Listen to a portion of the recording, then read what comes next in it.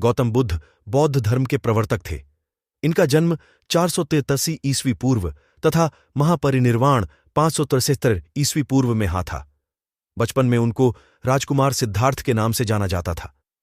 बौद्ध ग्रंथों के अनुसार गौतम बुद्ध के जन्म से 12 वर्ष पूर्व ही एक आर्षि ने भविष्यवाणी की थी कि यह बच्चा या तो एक सार्वभौमिक सम्राट या महान आर्षि बनेगा। 18 मई 2019। बुद्ध या सिद्धार्थ गौतम का जन्म लगभग 527 ईसा पूर्व हिमालय की तलहटी के ठीक नीचे एक छोटे से राज्य में हुआ था। उनके पिता शाक्य वंश के मुखिया थे। ऐसा कहा जाता है कि उनके जन्म से 12 साल पहले ब्राह्मणों ने भविष्यवाणी की थी कि वह या तो एक सार्वभौमिक राजा या एक महान आर्षि बनेंगे। बौद्ध धर्म के प्रवर्तक महात्मा बुद्ध का जन्म 533 ई पू में कपिलवस्तु के पास लुम्बिनी नामक स्थान पर बैसाख पूर्णिमा को हुआ था। उनके पिता का नाम शुद्धोधन था, जो शाक्य राज्य कपिलवस्तु के शासक थे। गौतम बुद्ध की माता का नाम महामाया था, जो देवदह की राजकुमारी भी थी। गौतम बुद्ध के बचपन का नाम सिद्धार्थ था। सिद्धार्थ एकांत प्रिय, मननशील तथा दय।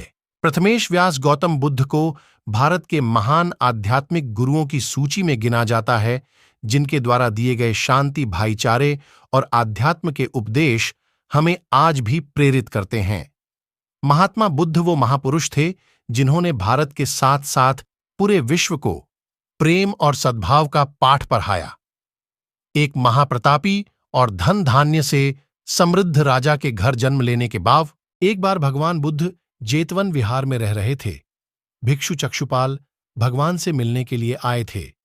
उनके आगमन के साथ उनकी दिनचर्या, व्यवहार और गुणों की चर्चा भी हुई। भिक्षु चक्षुपाल अंधे थे। एक दिन विहार के कुछ भिक्षुओं ने कुछ मरे हुए कीटडाढ़ों को चक्षुपाल की कुटी के बाहर पाया और उन्होंने चक्षुपाल की निंदा करनी शुरू कर दी कि उन्होंने इन जीव महात्मा बुद्ध द्वारा सैकड़ों वर्ष पहले दिए गए उपदेश आज भी प्रासंगिक है। तो आइए आज पढ़ते हैं महात्मा बुद्ध के जीवन से जुद्धी एक बद्दी ही प्रेरक और दिलचस्प कहानी, जिसमें उन्होंने बताया है कि आदमी की तुलना कैसे करें। एक बार एक आदमी महात्मा बुद्ध के पास पहुंचा। उसने पूछा, प्रभु, मुझे ये जीवन क्यों मिला? इतनी बड्ढी दुनिया में मेरी क्या कीमत है? बुद्ध मुस्कुरा दिए और उस आदमी को एक चमकीला पत्थर देते हुए बोले कि जाओ, पहले इसका मूल्य पता करके आओ, लेकिन इसे बेचना मत, केवल मूल्य पता करना। वो आदमी सबसे पहले उस पत्थर को लेकर एक आम वाले के पास गया और उसे पत्थर दिखाते हुए बोला, इसकी कीमत क्या होगी? आम वाला पत्थर को देखते ही समझ गया कि ये कोई बेशकीमती पत्थर लगता है। फिर भी वह बनावटी आवाज में बोला कि मैं इसके बदले में 10 आम दे सकता हूं। आदमी वहां से चला गया और एक सब्जी वाले का पास पहुंचा, जिसने कहा कि मैं इसके बदले 1 बोरी आलू दे सकता हूं।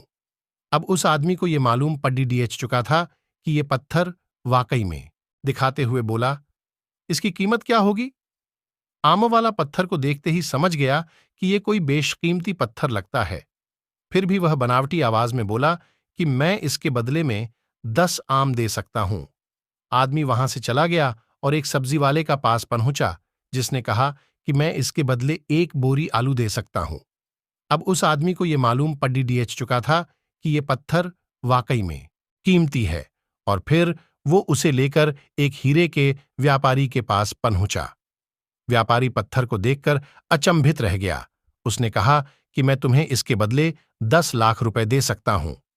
आदमी महात्मा बुद्ध के पास जाने के लिए मुद्दा ही था कि व्यापारी ने आवाज लगाई कि मैं तुम्हें इसके बदले में 50 लाख रुपए देने को भी तैयार हूं। लेकिन आदमी नहीं रुका।